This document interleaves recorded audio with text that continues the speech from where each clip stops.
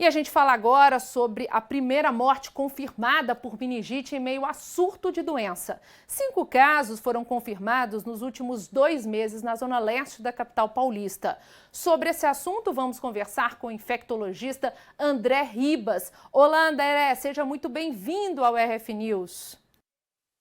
Olá, é um prazer estar sempre aqui com vocês. São 5 casos confirmados nos últimos 2 meses na região, nos bairros de Aricanduva e Vila Formosa, na zona leste de São Paulo. É um número que caracteriza um surto da doença, né? Então, veja, a definição que eles estão chamando de surto na cidade de São Paulo é que eles definiram como tendo mais de 3 casos num período de 90 dias que não estejam associados entre si e que sejam numa mesma região. O número em si não é tão alto. Se a gente entender que anualmente ocorrem até mais de uma centena de casos, né, de meningite na cidade de São Paulo.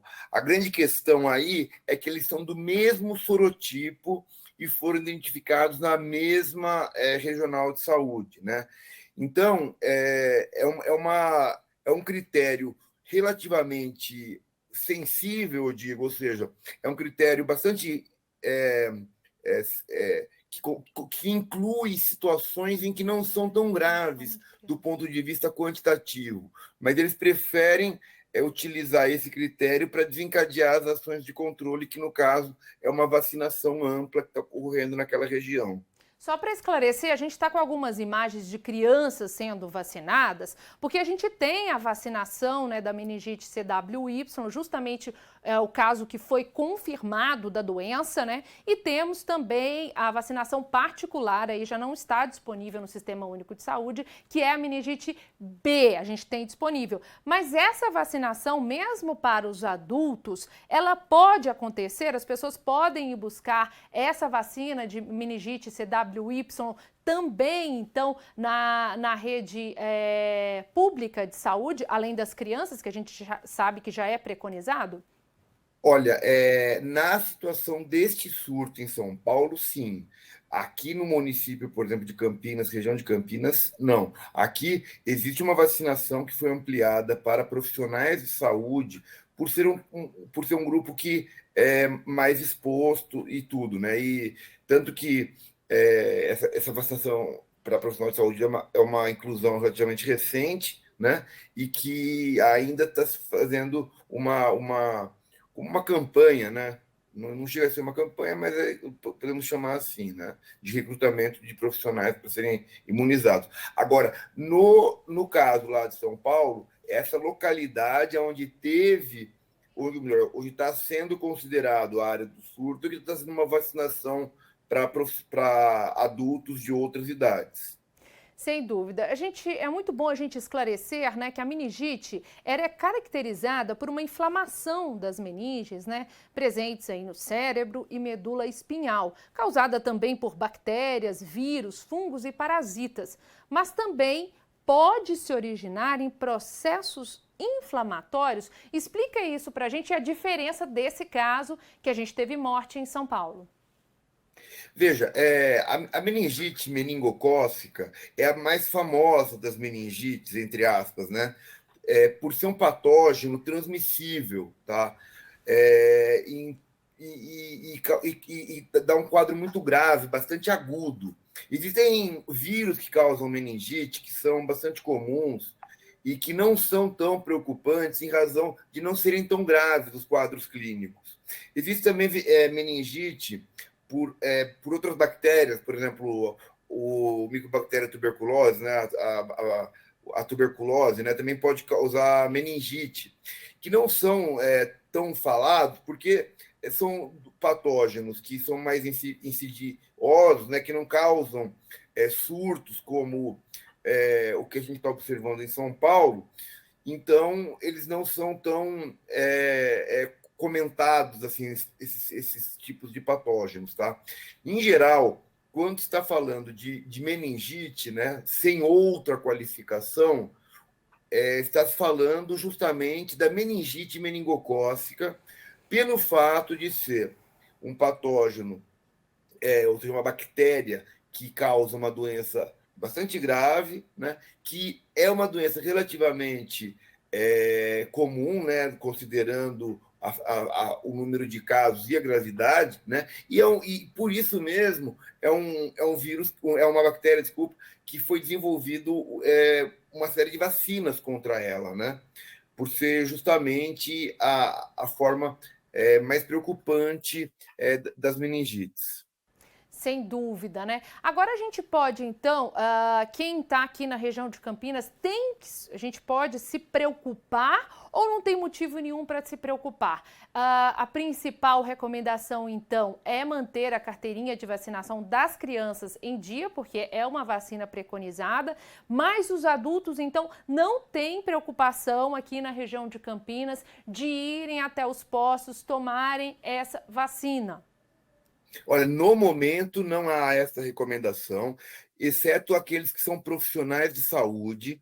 No entanto, é importante ir monitorando, ver se essa situação vai ser mantida lá na região, que ela não é nem a cidade de São Paulo inteira, é uma área dentro da cidade de São Paulo que foi considerada uma área com surto. Então, eu não vejo um motivo neste momento para nenhum tipo de preocupação. Agora, é importante que as pessoas sempre se lembrem de procurar o serviço de saúde para a imunização, né? Então, assim, a vacina contra a meningite meningocócica ela já é prevista no calendário vacinal das crianças, né, há bastante tempo, e isso é uma questão que ficou um pouco defasada durante a pandemia. Então, houve uma queda nas coberturas vacinais de todas as vacinas, e uma delas, com certeza, é a de meningite meningocócica. Então, é importante que as crianças, seus pais, procurem o serviço de saúde, não em razão do surto especificamente, mas em razão do fato de que está havendo uma queda nas coberturas vacinais, e isso a gente precisa ser retomado. Inclusive, a gente está estamos passando por uma campanha de vacinação. Acabamos de passar, né, de começar a vacinação contra a, a, a poliomielite, pelo fato de que a cobertura tinha caído bastante.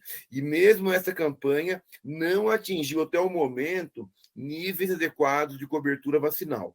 Então é importante a gente retomar a importância da vacina sempre e que, independentemente de estar uma situação de surto ou não, é importante que as pessoas se protejam, né, da meningite.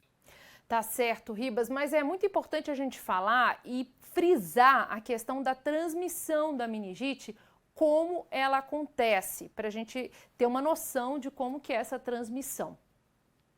Olha, a transmissão da meningite é fundamentalmente feita através de gotículas respiratórias, tá? Ela não é tão transmissível, por exemplo, a gente pode sempre comparar com a Covid, que foi muito falada, né? Uma doença de transmissão respiratória que se falava muito. Para transmitir a meningite, a gente tem que ter um dado um pouco mais prolongado, né? A forma mais comum realmente é contato respiratório, mas é um contato mais prolongado, né? Contato direto é o mais comum, ou seja, uma pessoa conversando com a outra, mas também existe transmissão indireta através de fome, através de superfícies contaminadas, mas não é uma transmissão tão frequente assim, né? Existem pacientes que têm estado de portador e podem transmitir, tá? Então, pacientes às vezes não tem nenhum sintoma e pode estar portando aquela bactéria, mas é impossível a gente saber isso na população em geral. Então, por isso também que a vacinação ela é uma coisa importante, né? Porque ela ajuda o controle da doença na sociedade como um todo. Tá certo, André. A vacinação para adultos da CWY, se alguém quiser se vacinar, existe alguma contraindicação? Ou se a pessoa quiser ir, por exemplo, até mesmo num posto particular, se vacinar, pagar por essa vacina, existe uma contraindicação ou não? Olha, como toda vacina, existem grupos específicos que têm contraindicação, que são pessoas que têm respostas de hipersensibilidade, né?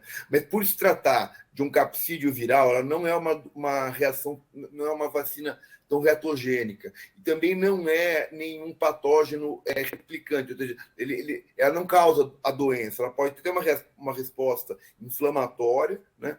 Então é importante que a gente tenha cuidado com esse tipo. Mas, repito, né, não existe uma necessidade de as pessoas buscarem vacinas fora das indicações em geral, porque a gente não está, né, de fato, vivendo aqui no município, na região aqui de Campinas, ou até no estado de São Paulo como um todo, uma situação de surto. Né? É um surto que, pelos critérios da vigilância de São Paulo, ele é um critério que foi bastante sensível, ou seja, foi desencadeado com poucos casos, tá? E que resolveram por bem, isso não acho que é uma questão que tem critérios técnicos que eles consideraram, fazer uma cobertura numa determinada área.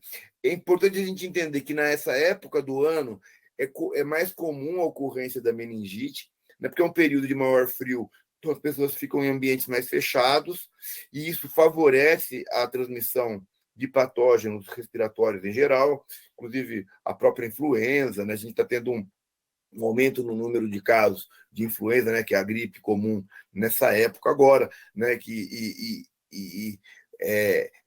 é uma doença sazonal, tá? Então, o critério que eles utilizaram, acho que tem critérios técnicos, não estou questionando isso, mas não é a cidade inteira de São Paulo e muito menos o estado como um todo, né? Então, é uma coisa bastante circunscrita até o momento. Certo, então, Ribas, muito obrigada pelas suas informações. Excelente noite para você. Você também, muito obrigado.